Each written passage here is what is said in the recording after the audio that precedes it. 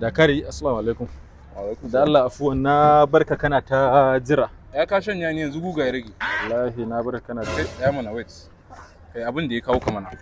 Wai daga zuwa ka dawo ka san nawa na siya 2000 na siye shi. Kana so ku order sai. Malam yaya abin da ya kawo ni mu yi in tashi in banna wurin yake ciki. To dama maganan adashen nan ne ya taso. Okay. So aga lokaci yayi na ga ya dace cewa idan tuntube ka akan issue din.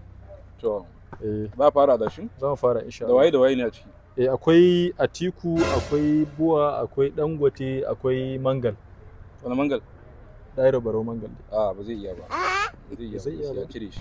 Ni ba na sa adashin da za a zo zan kwashi a zuwa na ce mu wani bai zibi ba wani yayi zibi. Ka ga lissafin nawa ne zibi kullum? Miliyan 900 ne da kullum. Miliyan 900? Insha Allah. Okay. What we do is zan yi hannu uku. Zan yi hannu uku. So fine. Kaga zai kama 2.7 billion ko? 2.7. Ba matsala.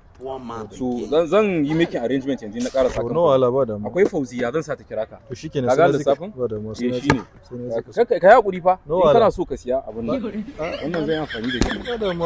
Ya wuce wannan matsalan ka ne.